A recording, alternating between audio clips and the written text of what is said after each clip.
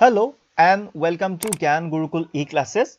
So today we are going to learn about what is long run marginal cost. Basically we will try to derive how we will try to show how the long run marginal cost curve is derived. Okay, in the previous class we have learned how the long run average cost is derived, right? Now today we will learn how the long run marginal cost, okay, how the long run marginal cost is derived.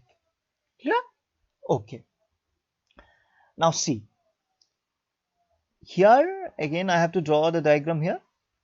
Okay, so this is cost and this is the output.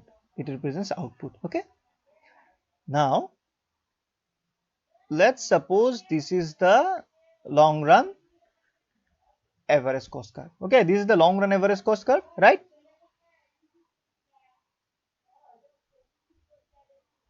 And this is SSC. Okay, this is SSC representing plant 1. SSC 1 or represents plant 1, right? Similarly, let's take some other plants also.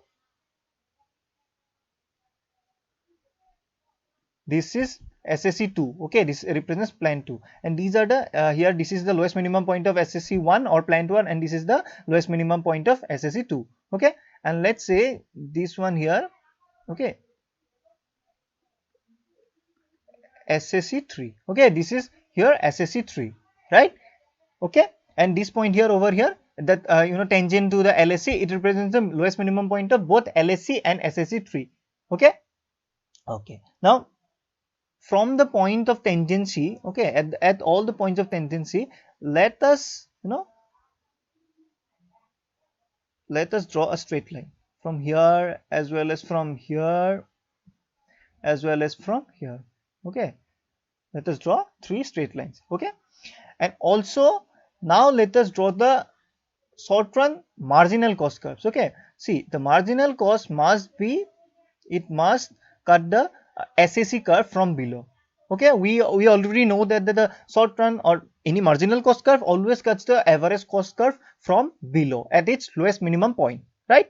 So this is the lowest minimum point, therefore it cuts from through this. Okay, so this is SMC, short run marginal cost curve 1. Okay, similarly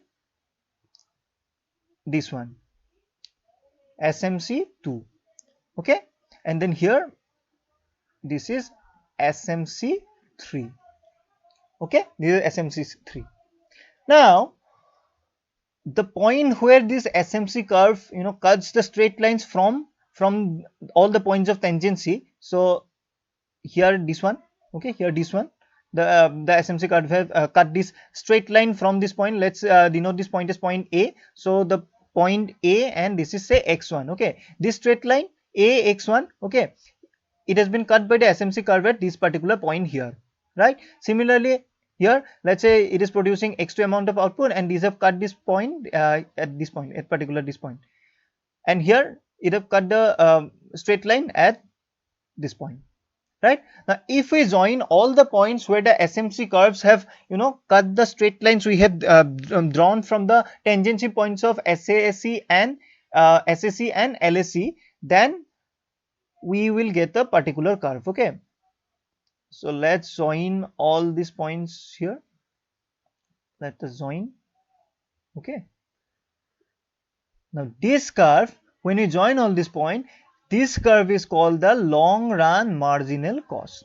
Okay, this curve, when we join all the points where the SMC curve cuts the straight line from the point of tangency of LSC and SAC, then we get the long run marginal cost curve. Okay, clear? Now see here, as we move towards from the left of point A, see, from the left of point A, we see towards the left of point A, what we see? We see that the SAC is greater than LAC, right? Towards the point if you see towards the left of point A, the SAC is greater than LAC, and both are now falling. Okay, both are falling. They are coming from a point of inequality to a point of equality, right? From a point of inequality, they are moving to a point of what? A point of equality, right? see the difference between both the SSC and SMC at this point was high, and at this point both have touched each other, that is become tangent to each other. Therefore they have moved from a point of inequality to a point of equality, right? So in this process, okay, in this process, if you see the fall in SSC, the fall in SSC is higher than the fall in what? The fall in LAC, right? The fall in SSC is higher than the fall in SMC because it lies over the LAC curve, right? So therefore, when SSC is moving at a very it is decreasing at a very fast rate as compared to LAC, therefore the change in total cost or the rise in total cost would be very low. It would be very low. Okay, it would be very low. Why? Because SSC or the average cost is short run average cost is falling at a very high rate or at a very high speed, right? And that is why the change or the increase in total cost would be very low. Okay, it would be very low or a very minimum. Okay, that means the MC, okay, the MC would rise or MC would MC would change at a very low rate. Okay, therefore MC must be smaller for the short run curve than the long run average cost curve, right? Why? Because of the high fall in SSC, we know that the change in TC is very low, and the change in TC is nothing but MC, right? The change in TC is nothing but MC. On the other hand, if you see the change in LAC, okay, the change in LAC is comparatively lower. The rate of change in the rate of fall in LAC is comparatively lower than the rate of change in SSC, right? Therefore here in this case the increase in TC would be slightly higher than the increase in TC for the short run. Okay, in the long run the increase in TC would be slightly higher up to this point as compared to the increase in TC for the short run, right?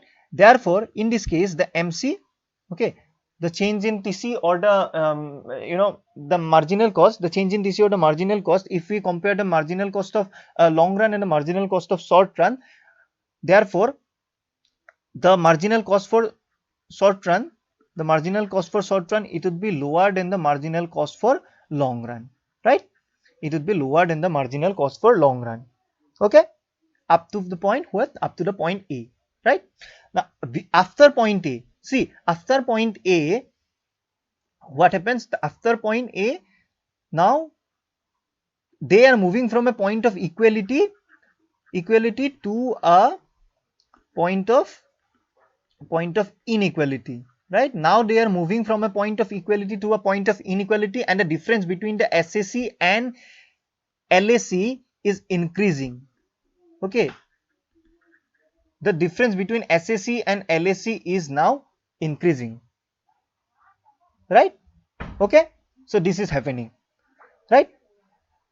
Now see here in this case, if you see the fall in SSC, okay, the fall in SSC is lower than the fall in LAC. In the previous case, what have we seen? We have seen that in the previous case up to point A, we have seen the fall in SSC was higher than the fall in LAC. But here after point A, if you see the gap, you can directly see that the fall in SSC was this time is lower than the fall in LAC, right? Now the fall in SSC is lower than the fall in LAC, and that is why this time what would happen, the increase in TC in the short run, it would be more than, okay, it would be more than the increase in TC in the long run, right? Increase in TC in the short run this time would be higher than the increase in TC in the short run, and that is why the marginal cost in the short run would be greater than the marginal cost in the long run, right? And that is why if you see after this point, okay, after point A, when we have seen that the decrease in SSC is lower than the decrease in LAC, as a result after point A, if you see the marginal cost for short run, that is represented by SMC1, is greater than the LMC, okay, it is greater than the long run marginal cost. Clear?